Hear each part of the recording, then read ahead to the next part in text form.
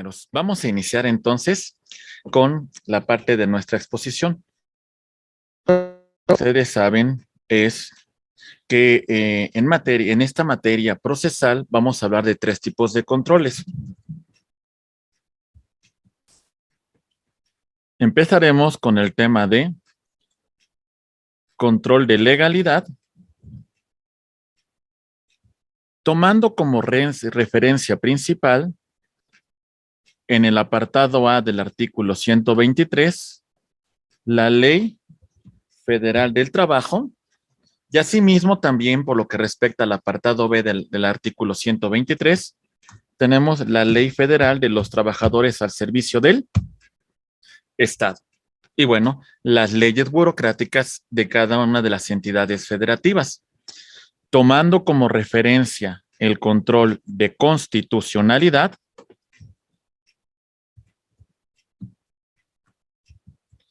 tenemos como referencia, pues claro, el artículo 5º, el artículo 27 y principalmente, compañeros, el artículo 123. Esta es la referencia que tomamos nosotros para hablar de el derecho del trabajo.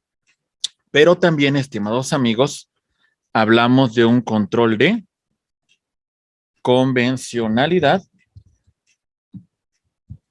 tomando como referencia tratados internacionales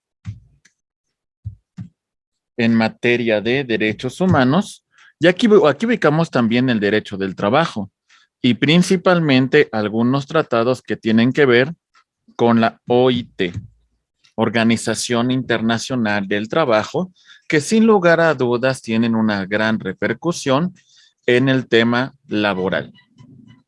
Compañeros, hemos hecho referencia muy importante a los operadores que deben intervenir en las relaciones laborales.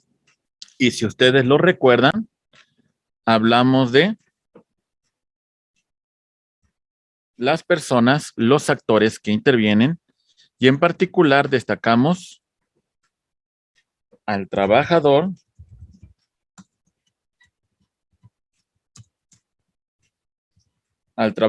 de confianza, al patrón y el intermediario. Trabajador, persona física que presta su servicio personal y subordinado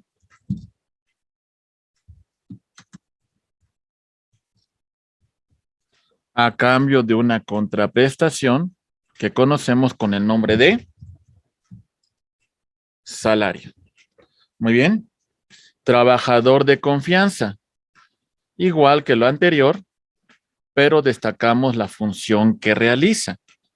La función que tiene cuestiones enfocadas a administración, contabilidad, fiscalización, etcétera, etcétera. Todas estas funciones hacen que ese trabajador dependa de forma directa de su patrón. El patrón es la persona física o moral que utiliza los servicios personales y subordinados de un trabajador y a cambio de ese servicio, pues da un salario. Muy bien. Ok, muy bien. Y el intermediario, pues, participa, interviene en la contratación del trabajador, aunque el servicio personal y subordinado se va a prestar para otro patrón. Muy bien. La famosa figura del outsourcing que ya ustedes conocen. Estimados amigos, el vínculo laboral nace de un acuerdo de voluntades. Ese acuerdo de voluntades se asigna en un contrato. Muy bien. Tenemos bajo esta tesitura tres tipos de contratos que se presentan en materia laboral.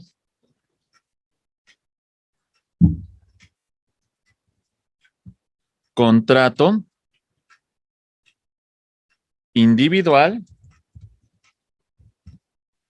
contrato colectivo,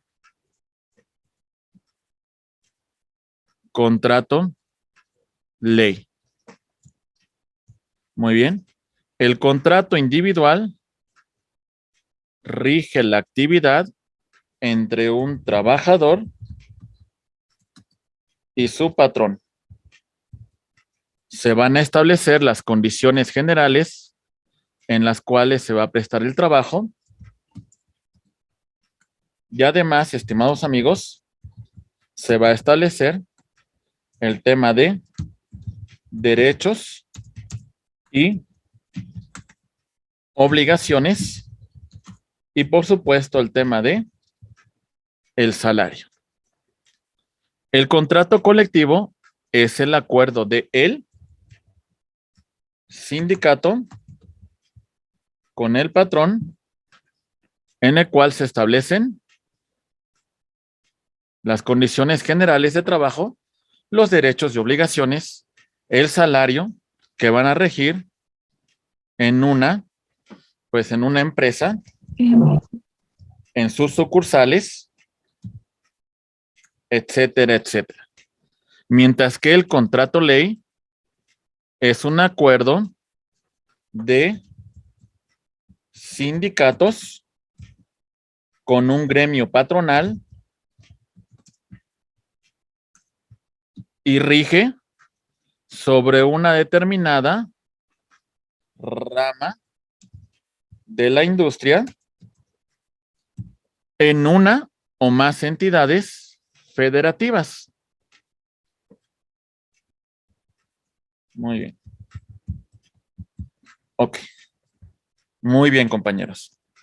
Estos son aspectos muy importantes que debemos tomar nosotros en consideración cuando hablemos de dónde nace el vínculo laboral y los derechos y obligaciones que se derivan de este acuerdo de voluntades. La ley, dentro de estos contratos, confiere determinadas prestaciones para los trabajadores. Por ejemplo, vamos a hablar de algunas prestaciones que tienen derecho los trabajadores. De forma muy general, destacamos que el trabajador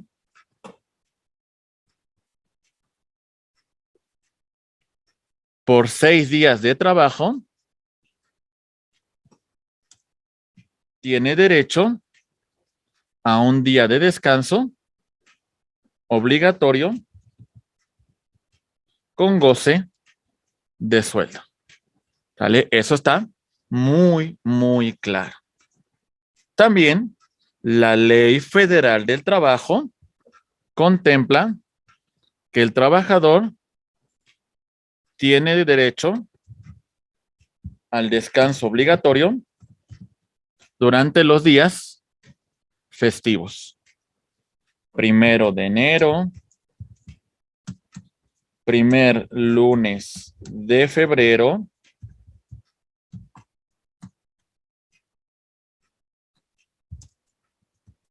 ok, el tercer lunes de marzo, 1 de mayo,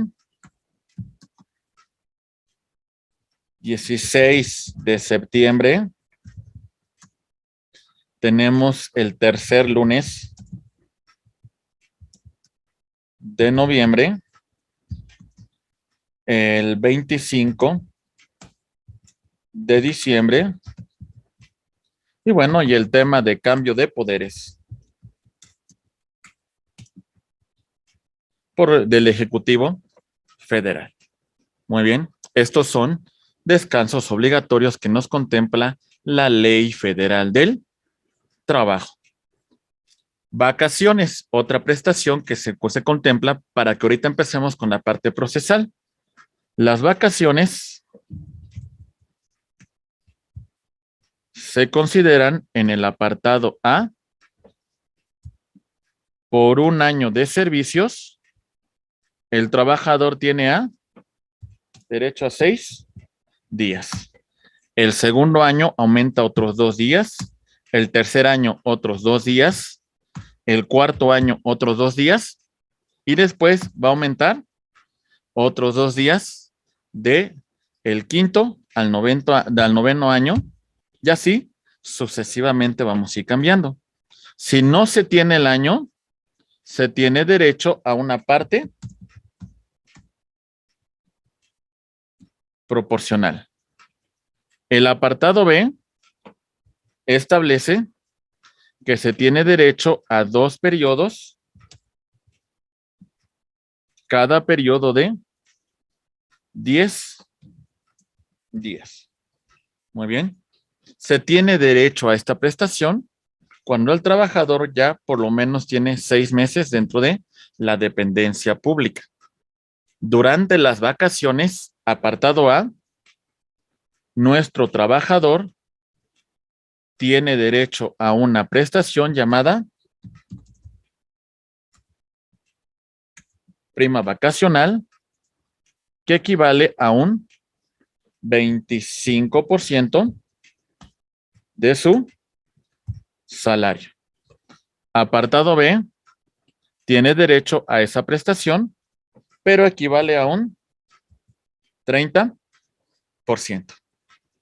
Muy bien. Ok.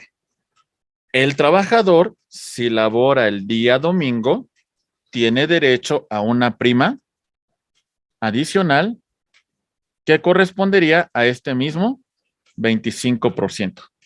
A esta prima se le conoce como prima dominical. ¿Ok? Muy bien. Horas extras.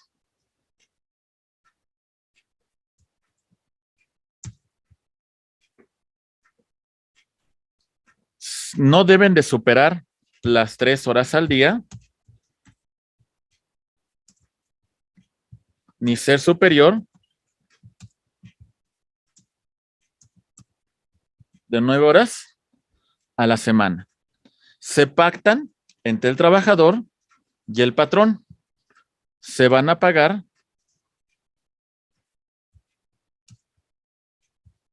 a un 100% adicional. ¿Sale? 100% adicional. Si superan si superan las 3 horas, es decir, ya la cuarta hora al día o las 9 horas a la semana, es decir, la 10ª hora, a partir de este momento, esta se va a pagar al adicional. Muy bien. 200% adicional. Muy bien. Ok, compañeros. También hablamos de una cuestión. Recuerden, compañeros, del tema de el reparto de utilidades. Esto tiene que ver con la declaración de impuestos que hubiese presentado el patrón y que de alguna manera sobre esas utilidades se le va a cubrir el 10% de esas utilidades se va a repartir a los trabajadores. Muy bien. Ok. Prima de antigüedad.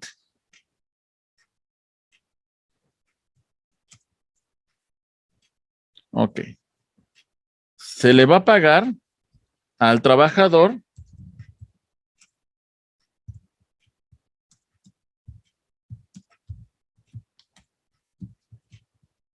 que se retire de forma voluntaria siempre y cuando tenga más de 15 años en la empresa. Se le va a pagar al trabajador que es rescindido con causa o sin causa. ¿Sale? En ambos supuestos, con causa o sin causa, vamos a cubrir esta prestación. Se le va a dar también al trabajador por accidente derivada de un riesgo de trabajo y también, y esto le genera una incapacidad. Y también al trabajador por muerte derivada de riesgo de trabajo. Recuerden que esta se va a pagar correspondiente a 12 días por año y va a tener como límite el tema de 2 salarios mínimos. Muy bien.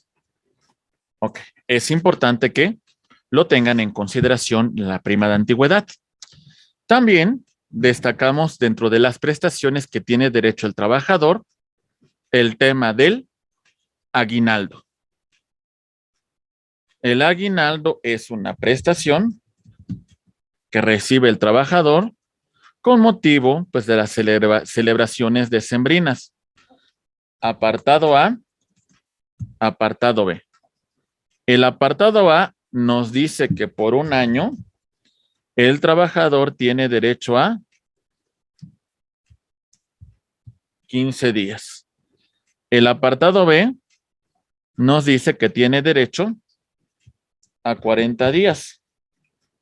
La mitad se le pagará a más tardar al 15 de diciembre y la otra mitad a más tardar al 15 de enero. Muy bien. Ok, compañeros. Es muy importante que tengamos esta noción. Muy bien. Ok. Vámonos, compañeros, a otro tema muy en particular, la jornada laboral. Bien. Ahorita les digo por qué menciono todos estos aspectos. Jornada laboral. Vamos a hablar de la diurna. Vamos a hablar de la nocturna, mixta, extraordinaria, emergente. Diurna. Se cubre un horario que puede ser de las 6 a.m. a las 20 p.m. Y la jornada máxima que se establece será de 8 horas. Nocturna. De las 20 p.m. a las 6 de la mañana del día siguiente. Se establece una jornada máxima de 7 horas. Mixta. Abarca horarios entre la diurna y la nocturna. Pero sobre la nocturna no podrá superar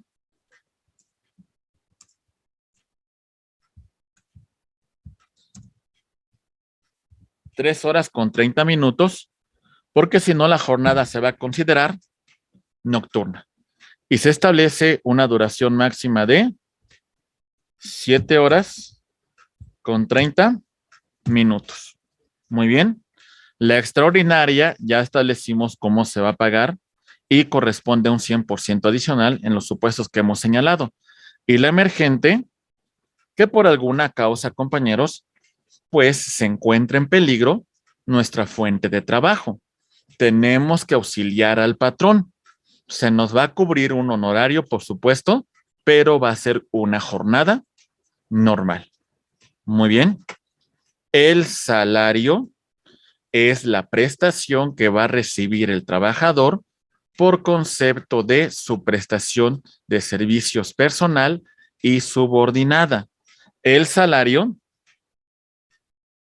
vamos a mencionarlo como salario por unidad de tiempo. Hora, día, semana, quincena, mes. Por unidad de obra. No importa el tiempo invertido. Lo que nos interesa es la cantidad y la calidad del trabajo encargado. Por comisión se le va a dar a los trabajadores que se dedican a las ventas esta prestación. Y tenemos también a precio alzado, que se cubrirá, compañeros, pues a la entrega final de la obra, pues concluimos también con el pago correspondiente de esta prestación. Muy bien. Tengamos en consideración esta parte sustantiva, esta cuestión de las prestaciones que se contemplan para el trabajador. Bien. Recuerdo, si no me falla la memoria y no me traiciona el alemán, que revisamos con ustedes el tema referente con la integración del salario. Y recuerden, compañeros, que integrar el salario es fundamental para las prestaciones que nosotros vamos a reclamar. El salario se integra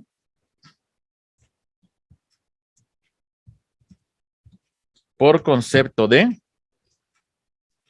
tomemos en cuenta esto, aguinaldo, ¿ok? Vacaciones, ¿ok? Prima vacacional,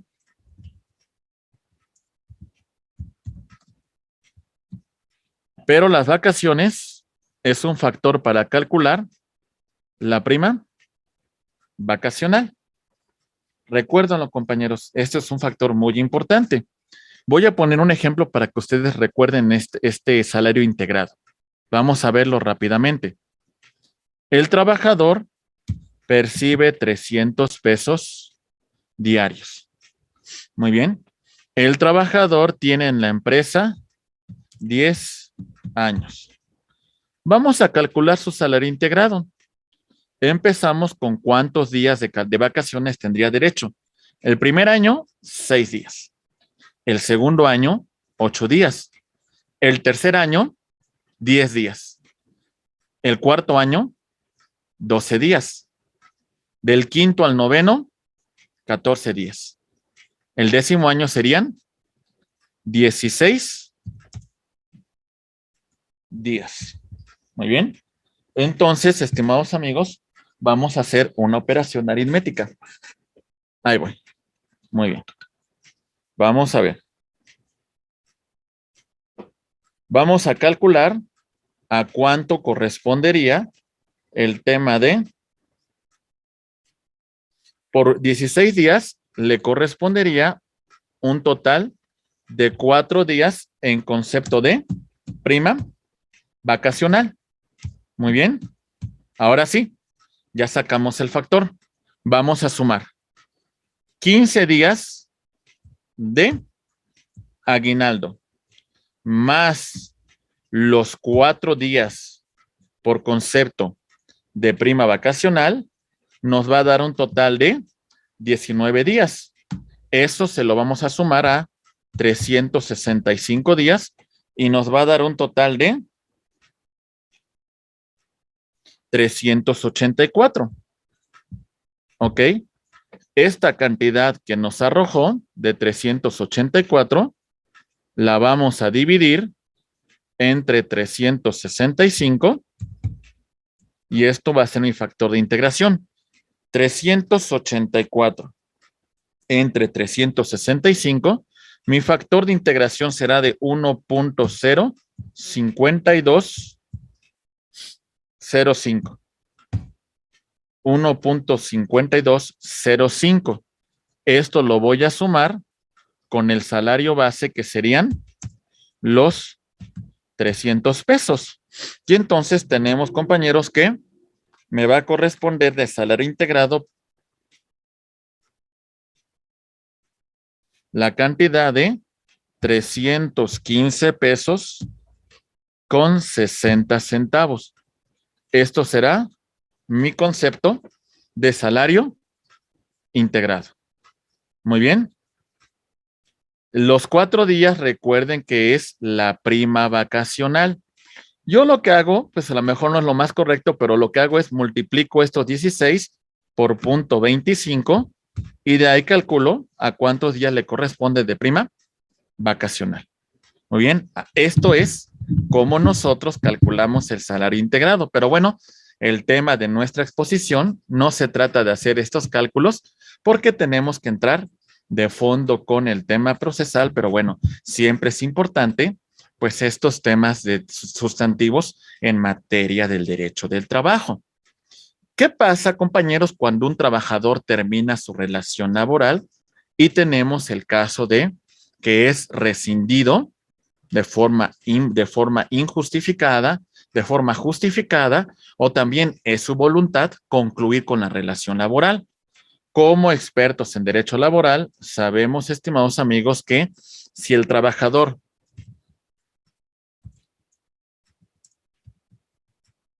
presenta su renuncia voluntaria, tiene derecho a que se le pague la parte proporcional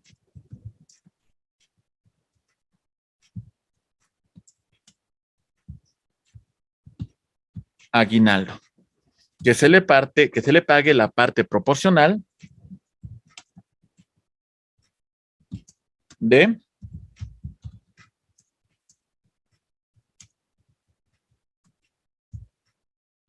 vacaciones y prima vacacional. Si el trabajador tiene más de 15 años de servicio, tiene derecho a que se le pague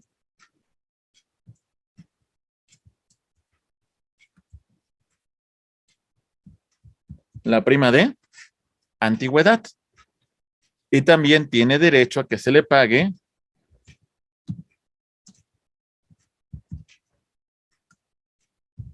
de vengado, que es lo que ya trabajó y que no le ha sido cubierto. Muy bien, eso en el caso de un retiro voluntario. Muy bien. Continuamos, compañeros, con el despido bajo la modalidad de despido justificado. ¿A qué se tiene derecho? Ok.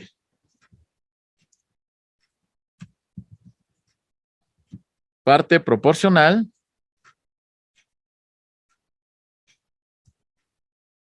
aguinaldo, vacaciones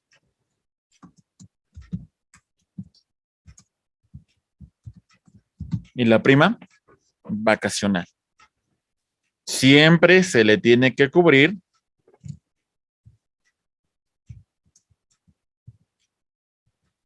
la prima de antigüedad. Muy bien, compañeros, siempre se le va a cubrir en este supuesto. También vamos a cubrirle salarios devengados, que son los que ya laboró y que no le han sido cubiertos. Muy bien.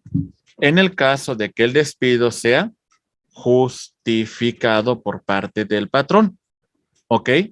Y si el despido es considerado injustificado, vamos a pedir las siguientes prestaciones.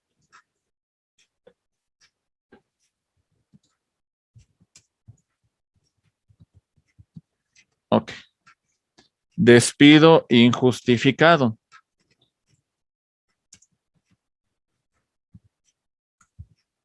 Parte proporcional de aguinaldo. Parte proporcional de vacaciones.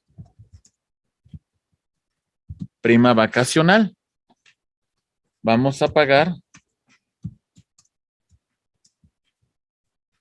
prima de antigüedad. ¿Sale? Siempre vamos a pagarlo. Salario de vengados. Los que ya se elaboraron y que no han sido cubiertos. Muy bien. Vamos a pagar también, compañeros,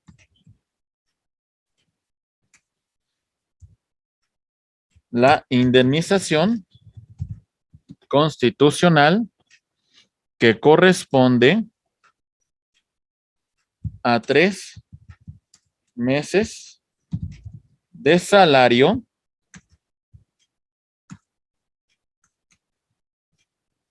integrado. Muy bien, compañeros. Ok, y también, por supuesto, salarios caídos. A partir de que se da el despido injustificado, hasta en tanto se resuelva la litis laboral. Muy bien. Ok. Compañeros, si tenemos un trabajador eventual, adicionalmente el trabajador eventual va a pedir otra prestación. Va a pedir 20 días por año a los trabajadores eventuales. Muy bien. Y si tenemos un trabajador que es separado del empleo con motivo de que la empresa, pues vamos a suponer que la empresa se digitalizó y por estas cuestiones tenemos que hacer un reacomodo de personal, entonces no va a pedir esta prestación de 3 meses. Pedirá una prestación correspondiente a 4 meses de salario base. En el caso, compañeros, de pues reajuste de personal. Muy bien. Ok, compañeros.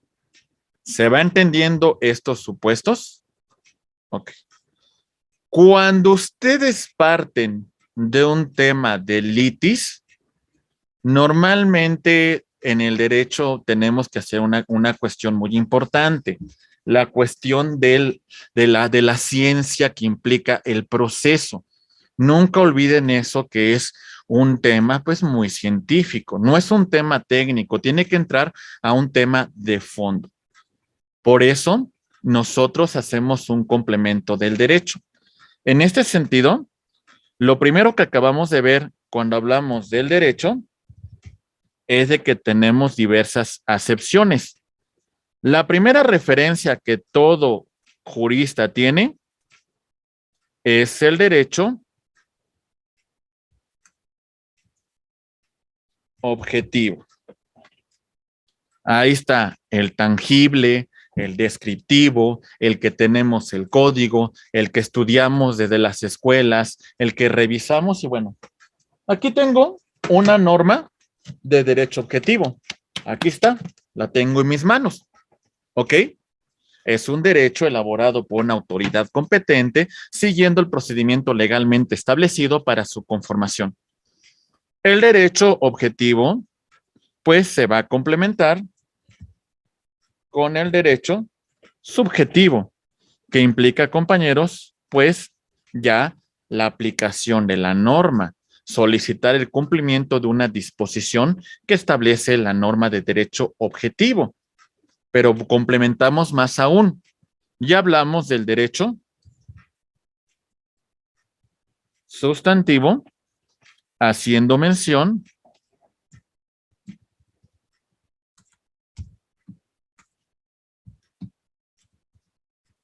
de los derechos y obligaciones derivados de la norma. Y en caso de que estos derechos y obligaciones tengan un tema de incumplimiento, pues bueno, ahora sí, hablamos de la norma adjetiva, de la norma procesal. Muy bien. La Ley Federal del Trabajo es una norma que podríamos clasificar que entra dentro de todos estos supuestos.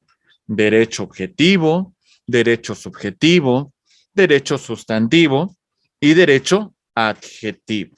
¿Por qué? Porque la norma también contempla un procedimiento que se llevan a cabo ante los tribunales del trabajo.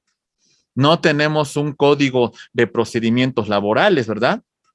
Al final de cuentas, esa disposición procesal se encuentra dentro de la misma norma. Cuando un abogado se encuentra frente a un conflicto, sea cual sea la naturaleza, lo primero que tiene que percibir es de que hay medios de formas de solución de conflictos. En esta situación, pues lo más común es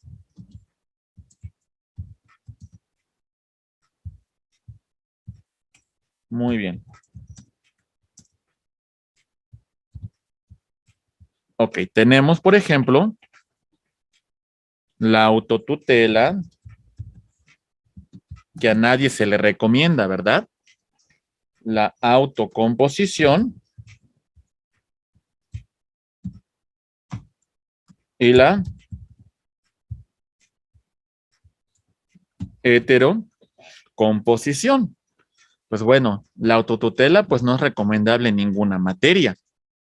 Ni modo que el trabajador diga, el patrón me despidió de forma injustificada, pues bueno, voy a tomar esta computadora y me voy a cobrar a lo chino. Pues no, compañeros, esto es una forma primitiva, es una forma egoísta, es una forma arcaica de solucionar conflictos. La autocomposición, pues bueno, ya estamos entrando en un tema de negociación, en un tema de acuerdo, en un tema de diálogo, en un tema de que posiblemente requiramos de un tercero, pero para ratificar la decisión que ya hemos tomado las partes. Hasta cierto punto, el nuevo proceso laboral contempla una cuestión muy importante en la solución de conflictos a través del diálogo, a través del acuerdo, antes de llegar a una vía de heterocomposición, en la cual las partes someten su conflicto a un tercero y se da la famosa figura de la trilogía procesal, ¿vale? Aquí tenemos al actor, al demandado y al juez. El actor tiene una pretensión, el demandado opone excepciones y el juez tiene que dirimir el conflicto. Muy bien, esto es un tema muy importante, compañeros. Por eso pasamos desde una metodología de la investigación jurídica. Fíjate, apenas estaba revisando un tema de doctoral y estaba revisando el libro de investigación, de metodología de la investigación de Sampieri en relación con el tema de las ciencias sociales. Y digo, bueno, ¿por qué a veces los abogados no tomamos esa referencia científica? ¿Por qué a veces queremos ser muy técnicos y no ser científicos? Y la verdad que creo que es un punto importante. Cuando reviso a Sampieri, reviso toda una cuestión interesante de cómo se ve un proceso, compañeros. Y en general, nos dice Sampieri sobre las ciencias sociales. Lo primero que observamos dentro de un fenómeno social, vamos a partir del tema de la observación. Ahí está. Un análisis, una cuestión de fondo sobre la problemática que se nos está planteando. Muy bien. Aquí, pues yo ya engloba todo mi conocimiento, todo mi estudio de estas acepciones del derecho. Derecho objetivo, derecho subjetivo, derecho sustantivo, derecho adjetivo. Ya tengo ese conocimiento y me plantean una determinada situación. De esto, yo llego a un segundo punto, al tema de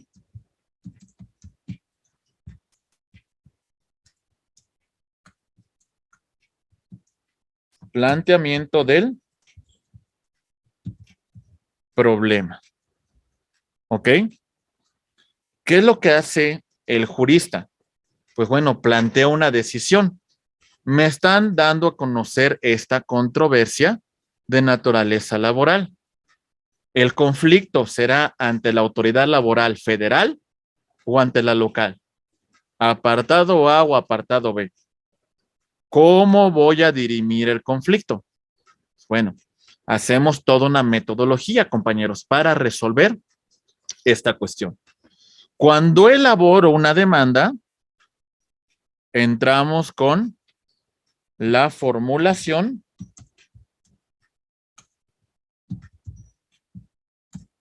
de una hipótesis. ¿Ok? Al final de cuentas, como abogados tenemos un sesgo. Lo mismo tiene cualquier investigador. El punto es, ¿qué elementos tengo dentro de esta demanda que pueden ser demostrados ante el órgano jurisdiccional? Porque esta hipótesis está amparada en toda una teoría del caso, en toda una serie de elementos, tanto fácticos como jurídicos y probatorios. Todos estos elementos, por supuesto que se ponen en la balanza y se van a presentar ante el órgano jurisdiccional. Mi contraparte lleva exactamente la misma estructura, su investigación, su análisis. Bueno, después de este punto, ahora ya vamos con la autoridad, ya vamos con la experimentación. Llegamos con el órgano jurisdiccional y entonces lo que yo planteo en mi hipótesis va a ser sujeto a experimentación. Se van a desahogar mis pruebas, van a analizar los hechos que planteo en mi demanda y de alguna manera, si se acredita, compañeros, entonces llegamos a una comprobación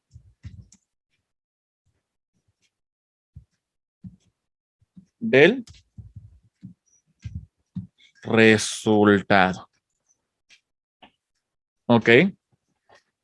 Compañeros, ¿que de plano el método científico está tan mal? Pues yo creo que no.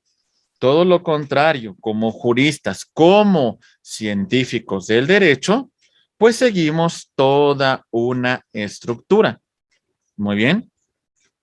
Por ejemplo, leyendo Teoría General de Proceso de Cipriano Gómez Lara, el maestro Cipriano Gómez Lara nos enseña un hexágono procesal que implica los elementos que contiene mi hipótesis, lo que voy a plantear al órgano jurisdiccional. Y en ese tenor, revisamos los siguientes puntos, compañeros. Vamos a empezar entonces con la presentación de esta sesión. Muy bien. Ok, muy bien.